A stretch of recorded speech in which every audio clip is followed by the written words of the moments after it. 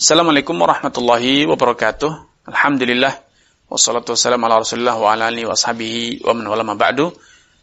Kaum muslimin dan muslimat peserta grup Dirasat Islamiyah yang semoga senantiasa dirahmati Allah Subhanahu wa taala. Di kalangan mazhab Al-Imam Syafi'i rahimahullah taala ada satu ketentuan bahwa wali pernikahan bila mereka adalah ayah dan kakek. Bila yang menjadi wali itu adalah ayah dan kakek, maka ayah dan kakek berhak memaksa, berhak menikahkan dengan paksa, walaupun anak gadis itu tidak setuju. Adapun bila yang dinikahkan itu adalah seorang janda, maka sepakat para ulama harus ada persetujuan, harus ada restu dari wanita yang akan dinikahkan tersebut.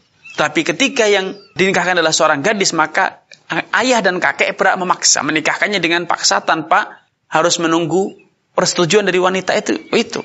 Adapun bila yang menjadi wali itu adalah saudara, paman atau yang lainnya, maka mereka tidak ada ruang, tidak ada izin. Mereka tidak punya hak untuk menikahkan dengan paksa. Mereka mutlak harus meminta izin kepada wanita yang hendak dinikahkan, baik itu gadis ataupun janda. Apa alasan para fuqaha Syafi'iyah untuk membedakan antara wali yang notabene adalah ayah ataupun kakek dari wali yang notabene adalah saudara ataupun paman atau yang lainnya? Mereka berdalih dengan sabda Nabi SAW, la tunkahul bikru hatta tusta'dan wa la thaybu hatta tusta'mar. Tidaklah boleh seorang gadis itu dinikahkan sampai dimintai restu darinya, persetujuan darinya. Sedangkan janda tidak boleh dinikahkan kecuali dengan cara dia mintai sikapnya secara tegas. Betul-betul harus ada perintah dari wanita tersebut untuk dinikahkan. Para ulama Syafi'iyah menganalisa adanya pembedaan antara gadis dengan janda. Ini sebagai petunjuk bahwa gadis boleh dinikahkan walaupun tidak ada kata-kata yang jelas, tidak ada kata-kata yang tegas bahwa dia menyetujui.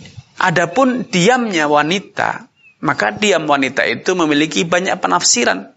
Ada banyak kemungkinan. Diamnya terpaksa, diamnya karena malu, diamnya karena sungkan, diamnya karena setuju, atau diamnya karena bingung. Karena itu, akhirnya kemudian para fuqaha Syafi'iyah, para ulama dalam mazhab Syafi'i menyimpulkan, karena diamnya wanita itu memiliki banyak kemungkinan, tidak bisa dipastikan bahwa diamnya wanita itu adalah persetujuan.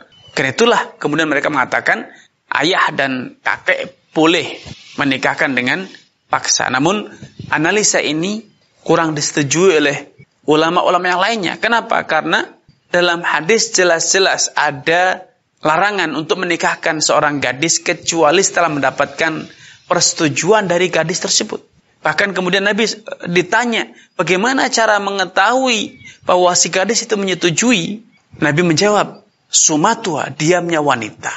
Adapun alasan yang dikatakan oleh para ulama Syafi'iyah mengatakan bahwa diamnya wanita memiliki banyak penafsiran, maka itu dikatakan betul, banyak penafsiran. Namun tentu indikasi-indikasi yang menunjukkan bahwa diamnya gadis itu persetujuan, itu tentu menjadi petunjuk untuk membedakan antara diamnya orang yang takut, diamnya seorang wanita yang malu, segan, diamnya wanita yang bingung. Karena diamnya wanita yang setuju, wanita seorang gadis yang setuju itu, dia akan tersimpul malu.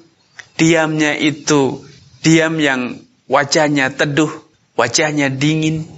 Dan kalaupun dia menangis, biasanya nangisnya itu nangis terharu. Karena itu perlu mengatakan air mata wanita yang terharu, senang, girang, itu terasa sejuk, terasa dingin. Sedangkan wanita yang takut, wanita yang marah, kecewa, kalaupun dia menangis, maka tangisannya itu air matanya akan terasa hangat. Tentu seorang ayah, apalagi seorang ibu, akan mampu membedakan diamnya anak gadis. Ketika diamnya itu diam setuju, dia akan dapatkan suhu tubuh wanita itu dingin, sejuk, dan biasanya diamnya itu pun diiringi dengan senyum yang tersipu misalnya. Beda dengan diam orang yang marah, kelihatan mukanya memerah. Atau diam yang misalnya kecewa pun demikian, kelihatan kerut wajahnya pun berubah. Sehingga alasan yang diutarakan oleh para fuqaha Syafi'iyah tadi bisa dikatakan kurang begitu kuat. Apalagi itu jelas-jelas bertentangan dengan redaksi hadis ya. Nabi mensyaratkan bahwa tidak boleh dinikahkan seorang gadis sampai dimintai persetujuan darinya. Ini yang bisa kami sampaikan pada kesempatan kali ini. Kurang dan lebihnya saya mohon maaf. Billahi taufiq wal hidayah. Wassalamualaikum warahmatullahi wabarakatuh.